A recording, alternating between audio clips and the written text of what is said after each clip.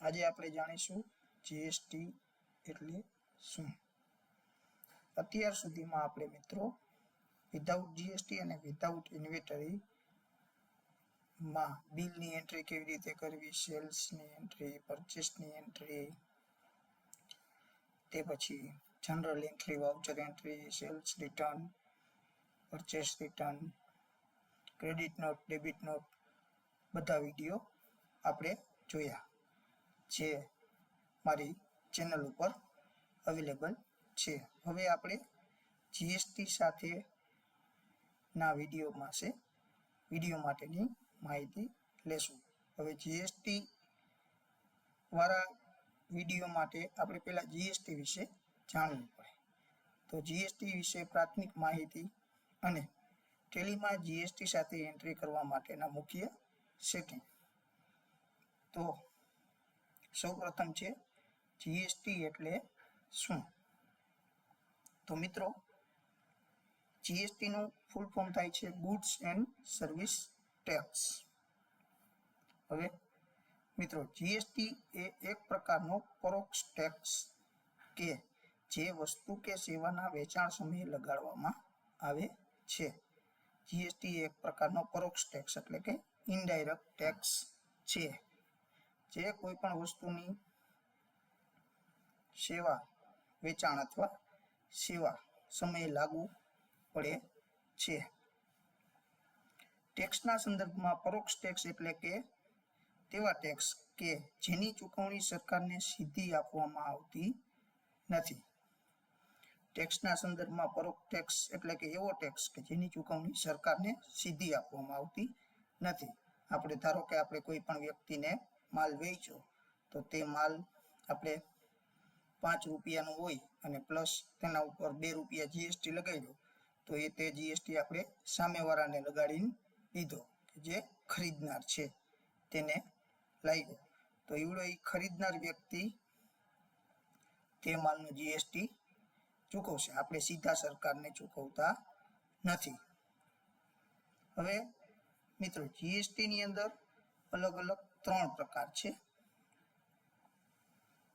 Type of GST in India, એટલે ઇન્ડિયાની અંદર જીએસટી ની અંદર 3 પ્રકાર છે. એક સીજીએસટી, એક એસજીએસટી અને એક આઈજીએસટી. હવે સીજીએસટી નું ફૂલ ફોર્મ થાય સેન્ટ્રલ જીએસટી, કે જે કેન્દ્ર સરકાર દ્વારા એકત્રિત કરવામાં આવે છે. એસજીએસટી નું ફૂલ ફોર્મ થાય સ્ટેટ જીએસટી, એટલે કે જે રાજ્ય સરકાર દ્વારા એકત્રિત કરવામાં આવે છે. અને આઈજીએસટી નું ફૂલ ફોર્મ થાય ઇન્ટિગ્રેટેડ જીએસટી, એટલે કે જે કેન્દ્ર સરકાર દ્વારા એકત્રિત કરવામાં આવે છે. હવે મિત્રો સીજીએસટી ક્યારે લાગે, એસજીએસટી ક્યારે લાગે અને આઈજીએસટી ક્યારે લાગે, તો તે વિગતવાર આપણે જાણીશું. તો સીજીએસટી અને એસજીએસટી ક્યારે લાગુ પડે. તો મિત્રો ઇન્ટ્રાસ્ટેટ વેચાણ, એટલે કે રાજ્યની અંદર વેચાણ થાય તેને ઇન્ટ્રાસ્ટેટ વેચાણ કહેવામાં આવે છે.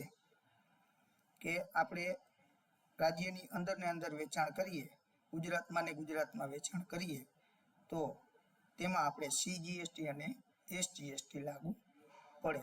એટલે કે રાજ્યની અંદર ને અંદર વેચાણ થાય એને ઇન્ટ્રા સ્ટેટ જીએસટી કહેવામાં આવે છે.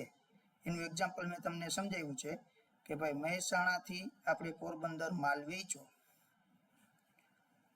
તો મહેસાણાથી આપણે માલ વેચો, તો મહેસાણા વેચનાર થયું અને પોરબંદર આપણે એને ખરીદનાર થયું. પોરબંદર વેચો એટલે તે ખરીદનાર થયું. તો સીજીએસટી અને એસજીએસટી મહેસાણાથી પોરબંદર એટલે ગુજરાતને અને ગુજરાતની અંદર આપણે માલ વેચેલો છે એટલે સીજીએસટી અને એસજીએસટી લાગ્યું. તેવી જ રીતે ત્રીજો પ્રકાર છે આઈજીએસટી.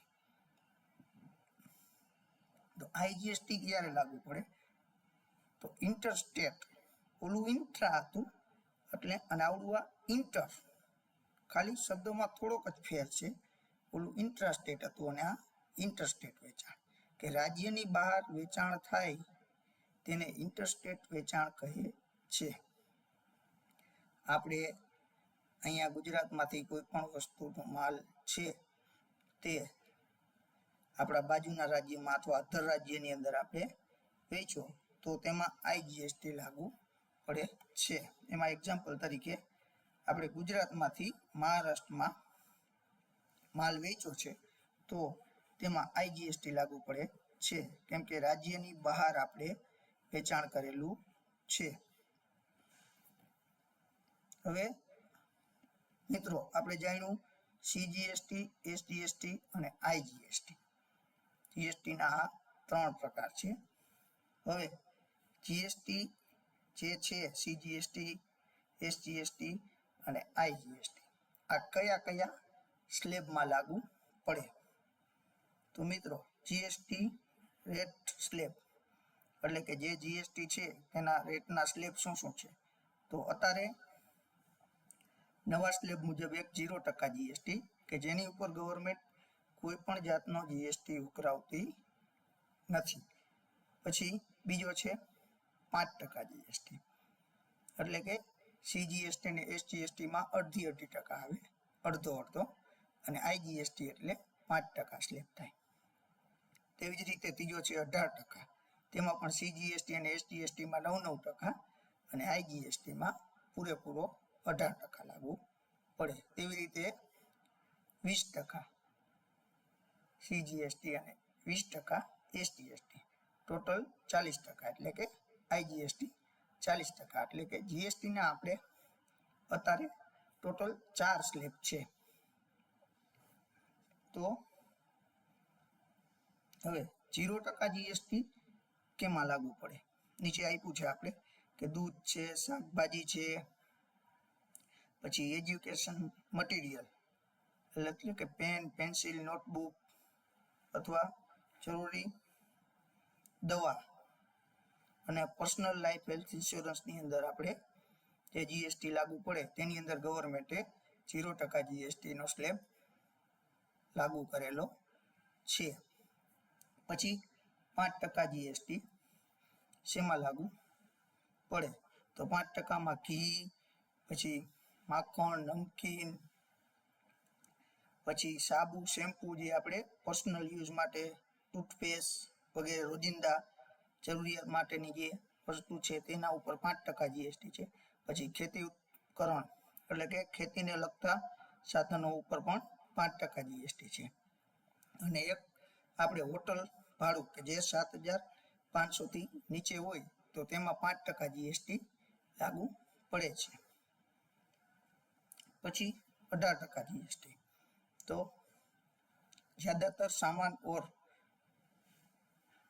सर्विस इस टेंडर में रेट के तरह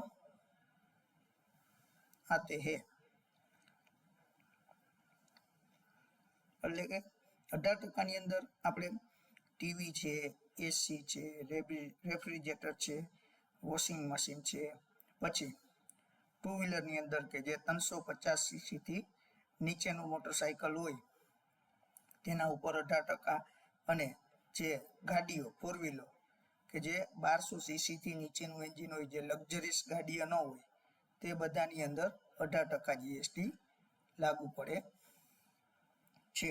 પછી 40% એટલે કે સરકારે જે લક્ઝરી આઇટમ છે તેના ઉપર બધા ઉપર 40%, જેવી કે એક એસયુવી એક્સયુવી ગાડી કે જે મોટી કિંમતવાળી ગાડી છે, પછી 350 સીસી ઉપરના મોટરસાયકલ, પછી તમાકુ, ગુટકા, આ બધા ઉપર 40% जीएसटी એટલે કે कुछ तंबाकू और उत्पादनों पर भी 28% जीएसटी और शेष लागू है। એટલે કે જે જૂનો જીએસટી હતો અત્યારે હજી સ્લેબમાં પરિવર્તન નથી કર્યું 40%માં, એટલે કે 28% પ્લસ શેષ એના ઉપર લાગુ પડે છે, એમાં 40% ની અંદર સમાવેશ થાય છે।